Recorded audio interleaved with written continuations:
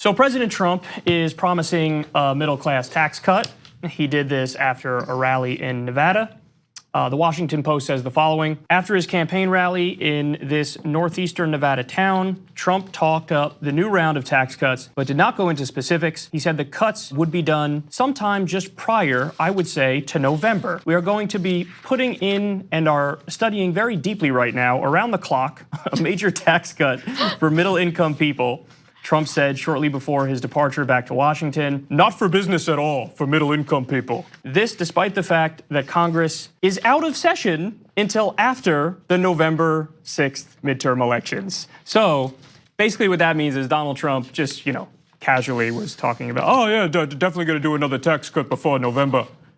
But Congress is out, so that's impossible. You can't do that. So in other words, he just made it up and he's caught red-handed, but that won't change any of his rabid supporters from still saying he's right somehow, even though that makes no sense. Trump, this is the second time he said that he was gonna do things that he can't really do without Congress.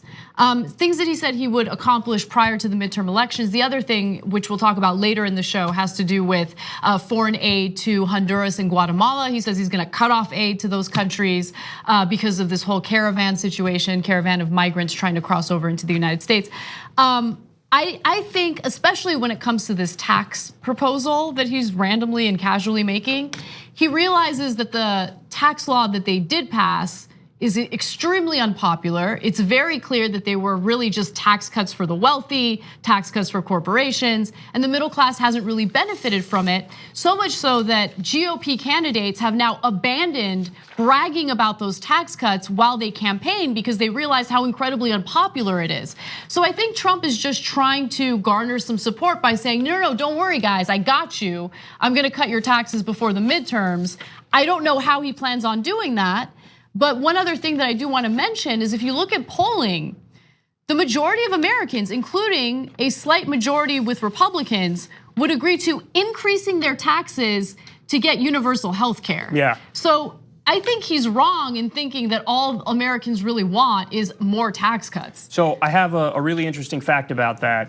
Apparently 61% of Americans say that his tax bill was for the rich and corporations. So honestly, it doesn't matter. They've been trying to brand this from day one and they keep pounding the pavement and saying, oh no, this is a tax cut for regular people. This isn't a tax cut for the rich. It's not working. Even though they're repeating it over and over and over and over, it's not working. And in fact, the tax bill that already passed, it raises taxes on everybody that makes $75,000 a year or less over a decade.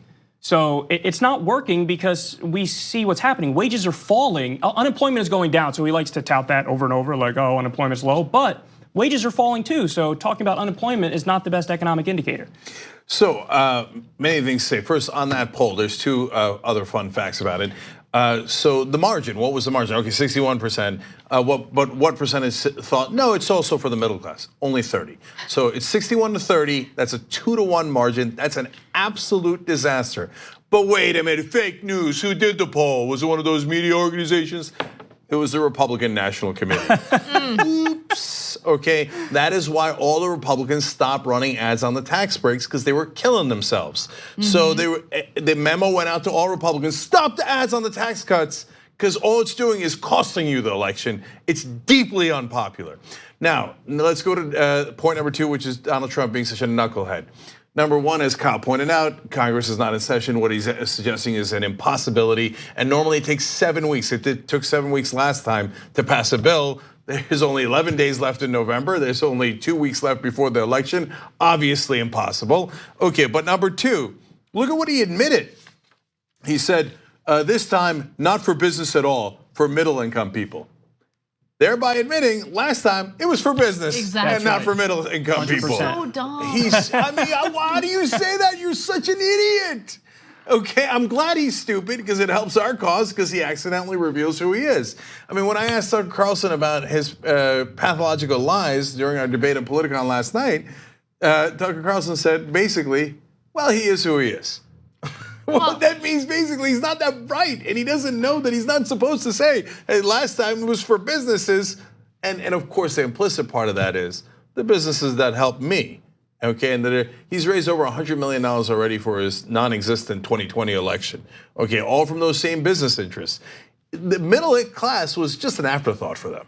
So I got numbers on how bad it is in a second. Did you want to say something? Yeah, I just wanted to make a quick comment. Before Tucker made that point about Trump lying, he did laugh maniacally, which was very convincing. You know, it made a really great point there. And let me also say real quick, I actually would support middle-class tax cuts, but the reality is they don't want middle-class tax cuts. They say it's middle-class tax cuts, and then they cut it for the rich. And to give a few examples of that, in the original bill, the corporate tax rate went from 35% to 21%, and they raised the line for the estate tax up to $10 million. So it was only applying to the 0.01%, and they said, why not make that the 0.0001%? Yeah, and then my favorite was in one of, I think it was Kevin Brady, but it might have been another Republican politician who said, no, the estate tax is not necessarily for the rich. What? No, but it literally applies to people who have estates over $5 million. That's why they call it the death tax, because they're trying to spin the PR machine to get people to think, oh my God, that's gonna affect me because I'm gonna die. I don't know if it's just like as usual, a brazen lie, or if they really think like, oh, I mean, $5 million in my club is middle class. Right? Yeah. So now let me give you numbers on how much people save, okay? So in tax cut 1.0, the one that already passed, if you're in the top 1%, and there's different numbers for that, $730,000 a year or $837,000 a year, in that ballpark, you're gonna save $61,090, okay? And then in 2027, what little, or 2025 in realistically, what little tax cuts the middle class did get wiped out. Yep. But for the rich, permanent.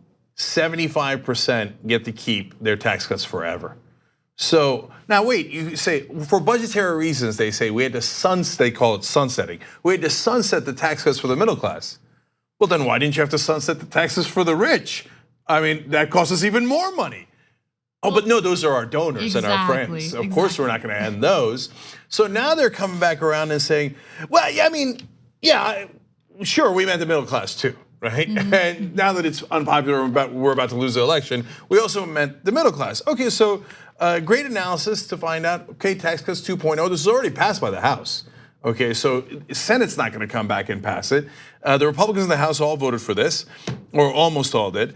If you make under $28,600, so poor to middle class, you're going to get about $100. So it's in the middle class tax cuts, you would actually get $100 if you make under that amount. $100 for the full year? For the whole year, $100. Wow. Okay. All right. And it's actually worse than that, because I remember there was a great article in The Intercept right after Trump was elected. In his first week in office, he got rid of a middle class mortgage tax deduction, which effectively raised taxes on the middle class. Yes. So they never meant it about you, ever, ever, ever, ever, ever. Don't let them get away with the lies. And by the way, this is why the mainstream media is so objectively terrible, and why you have to come to new media to get the truth, because they won't tell you that. They'll give you the both sides tap dance, and they'll say, well, the Republicans say they're cutting it for the middle class, but they're not actually doing that. So, report, do your job.